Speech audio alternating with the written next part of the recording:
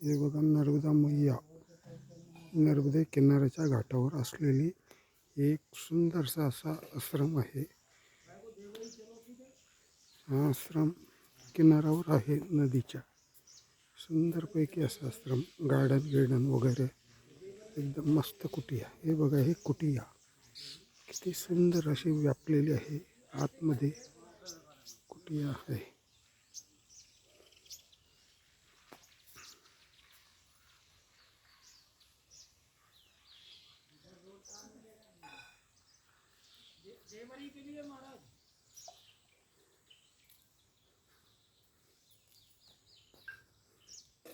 हे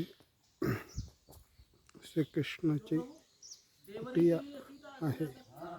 असे सुंदरपैकी कुटिया आहे।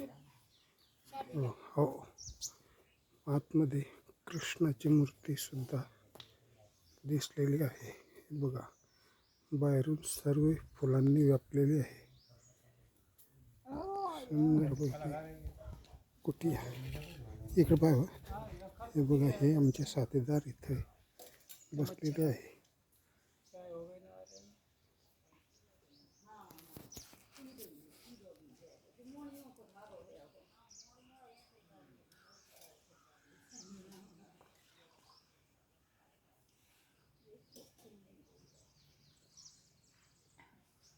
भगवान ये देवरी के लिए किधर रोक देना होगा? देवरी कौन सी देवरी? ये देवरी दिखा रहा है रोड के किनारे पे। हाँ देवरी। कृष्ण तुलसी हे इथे या आश्रमाचे बाबा आहे। हे सुंदर असे कुटिया आहे। हाईवे पहुंच जाओ। हे बघा शिव मंदिर सुद्धा आहे। कितनी दूर होगा यहाँ से? वो भी 15-20 किलोमीटर।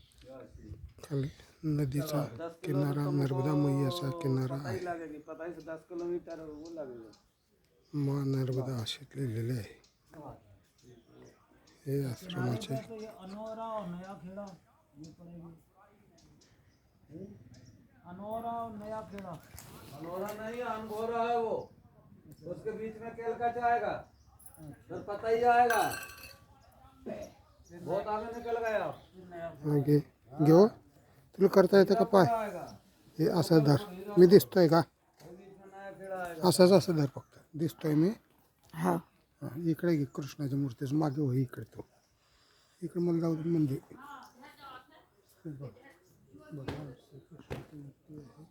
बोलत जाए ना भगवान श्रीकृष्ण की मूर्ति है। इकडे मागे भोलेनाथाचे मंदिर आहे।